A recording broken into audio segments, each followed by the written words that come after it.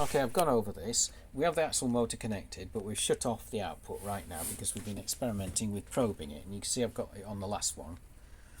Right, let's put the light on and you can see. So I'm probing both the gates and the output and the input on W phase, right? And this is what I'm seeing. Let's turn the light off, that's easy. Right. So these are the two gates. The green line is the high side gate. The orange line is the low side gate. Now bearing in mind the power supply is actually on 6 volts and not 12. Okay, so the two supplies in this diagram are actually both around about the same, 5 volts and 6 volts, right?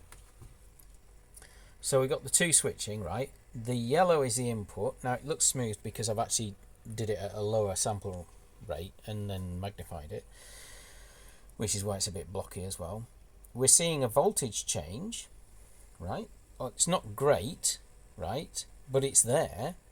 And if you measure the low there and the high there, that is, you know, roughly, but what it is, because it's an inductance thing, then I think that's the reason why it's not deviating that far.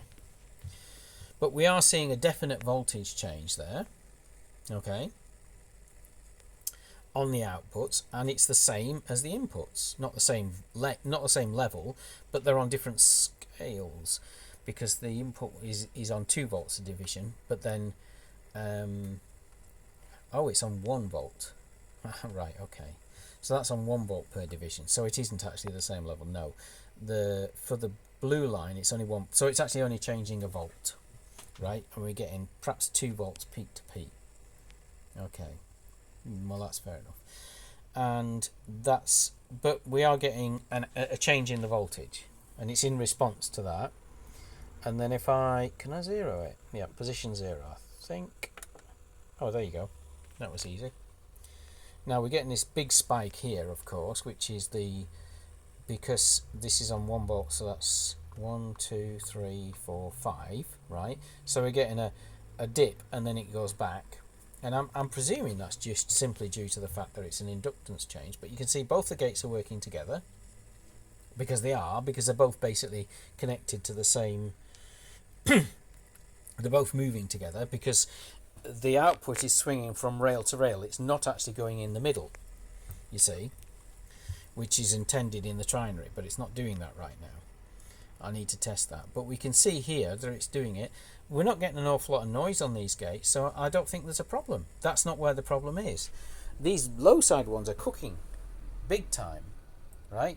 The high side ones are cold, and that's when I switch off the power supply, these guys, they do go cold. The whole circuit stops working, and the reason why it stops working when I turn off what is in this one, the 12 volt rail, is because we don't get any power to switch the high side gate. So this isn't going to work because that 1k resistor, which is tied to the 12 volt line, isn't going to do anything, right? It's not going to get no power to the gate. This one basically isn't going to be, oh damn it, there we go, that's it, right?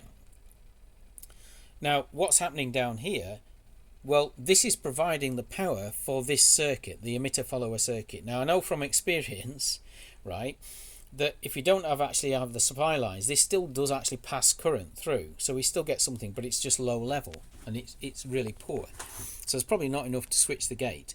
But we are getting 5 volt supply this is from the Arduino actually, which is powering that, so we're still getting signaling here, right? But it probably won't get through to the gate. In fact, I can test that, can't I? Yeah, all right, I'm going to test that. But these two are connected to the 12 volt supply. So when this one's on, right, another one from the other, like from VOW, is turned on the high side, so we get current flowing through, right? So whilst it's not this one that's turned on, right, another one's turned on, providing the current through, so that it'll go through the coil and then go through this. And if the 12 volt line or the power supply line isn't turned on, right, then we don't get the power going through the other phase down to this one.